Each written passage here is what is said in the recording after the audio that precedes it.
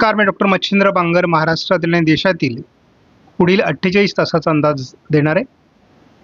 आपण बघतो की WD हा बऱ्यापैकी पुढे सरकलेला आहे आणि त्यामुळे जी ट्रफ उत्तर भारतामधून तयार झालेली होती ती थोडी आता पूर्व भारताकडे झुकण्याची शक्यता आहे. त्यामुळे विदर्भाच्या दिशेने हे पावसाळी वातावरण सरकू शकतं. त्यामुळे सध्या उत्तर महाराष्ट्रातील काही भागात, धुळे जळगावच्या भागात पावसाळी ॲक्टिव्हिटीज तयार झाल्यात.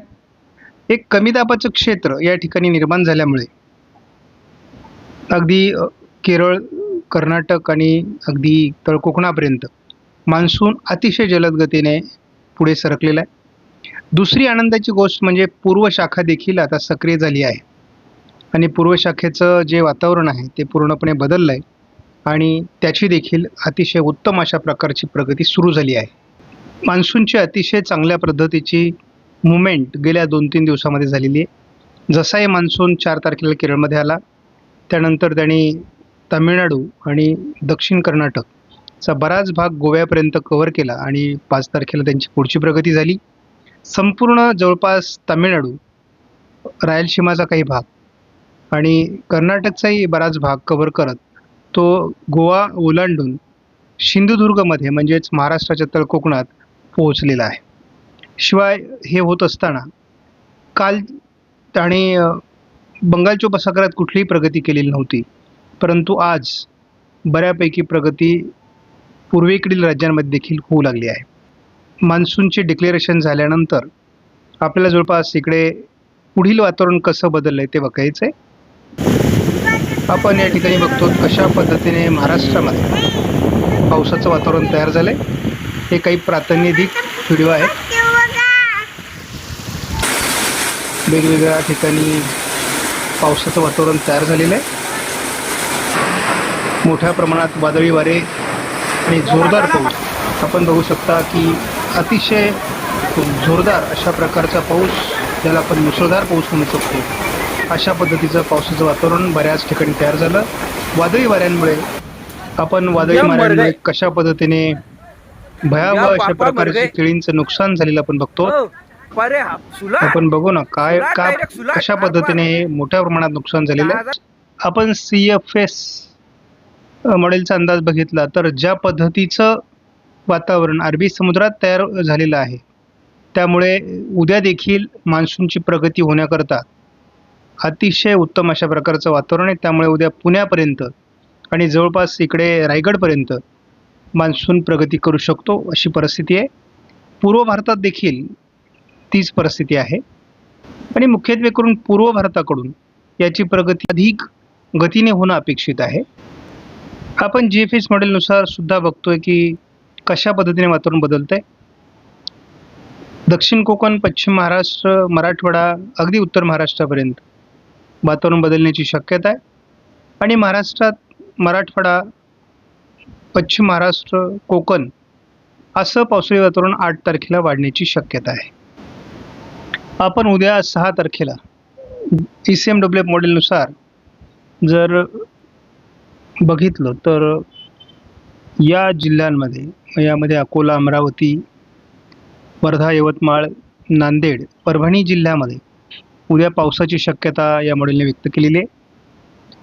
त्याचबरोबर थोडं जळगावच्या उत्तरेला किंवा नाशिक जिल्ह्यामध्ये सुद्धा पाऊस असणार आहे. लातूर, धाराशिव, सोलापूर किंवा नागपूरमध्ये देखील पावसाची शक्यता आहे. परंतु आपल्याला सर्वाधिक पावसाचा प्रभाव कोकणाच्या या काही भागामध्ये दिसतोय, अगदी कोल्हापूरपर्यंत.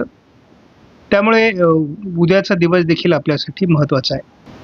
8 तारखेला पावसाचा प्रभाव वाढतोय महाराष्ट्राच्या दक्षिणेकडून, परंतु बदल असा आहे की पुण्यापर्यंत मान्सून येणार आहे आणि या सर्व भागामध्ये मान्सूनची शाखा अधिकृतपणे पुढे सरकेल असं दिसतंय.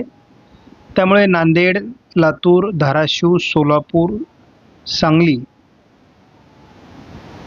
कोल्हापूर, रायगड, रत्नागिरी, आता आपण बघितलं की सिंधुदुर्गमध्ये मान्सून आलेला आहे, तर रत्नागिरी आणि रायगडमध्ये देखील, सातारा, पुण्यामध्ये देखील पावसाचं प्रमाण आणि मान्सूनचा प्रभाव सुरू होण्याची शक्यता आहे.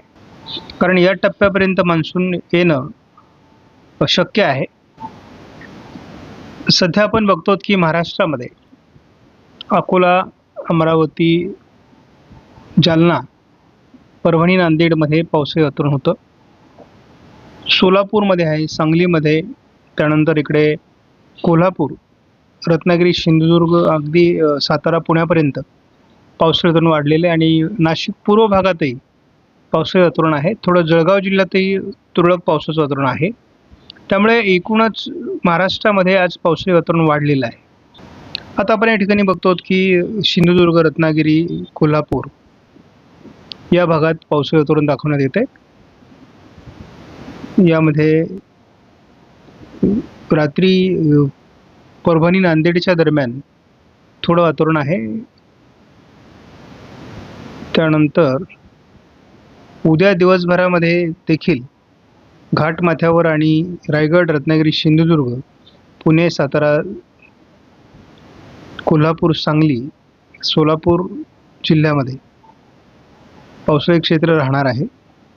त्याचबरोबर आपण हेही बघतो की 8 तारखेला सुद्धा पुणे जिल्ह्यापर्यंत वातावरण आहे. म्हणजे रायगड आहे, रत्नागिरी, सिंधुदुर्ग आहे, पुणे आहे, सातारा, सांगली, कोल्हापूर आहे, सोलापूरचा काही भाग आहे. तर मान्सून या पद्धतीने या 2 दिवसामध्ये पुढचं मार्गक्रमण करू शकतो. थोडा अहिल्यानगर दक्षिण, बीड दक्षिण या भागातही असेल, परंतु 8 तारखेला सोलापूर जिल्ह्याच्या काही भागात मुसळधार पावसाची शक्यता आहे. ढगफुटी सदृश्य पाऊस एखाद दुसऱ्या ठिकाणी झाला तर आश्चर्य मानण्याची गोष्ट नाही.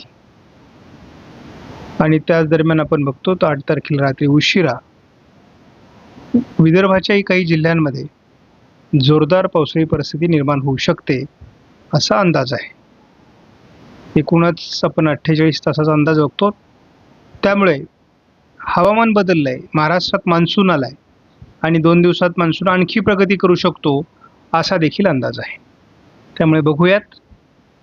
आपण सध्या दोन्ही भागामध्ये म्हणजे जसं आता तळकोकणामध्ये मान्सून आला आहे त्याच पद्धतीने पूर्वेकडूनही मान्सून सरकलेला आहे. परंतु आपण जर धावती यामध्ये थोड्या 48 तासाचा प्रवास केला तर आपल्या लक्षात येईल की पूर्व भारताकडील जो मान्सून आहे म्हणजे ती जी शाखा आहे ती अधिक गतिमान होण्याची शक्यता आहे. शिवाय केरळ ते कर्नाटक किनारपट्टी भागात जे काही कमी दाबाचं क्षेत्र आहे ते देखील महाराष्ट्राच्या दिशेने मान्सूनला आणखी पुश करू शकतं असा एक अंदाज आहे आणि त्यामुळे दोन्ही शाखा आणखी पुढे सरकण्याची शक्यता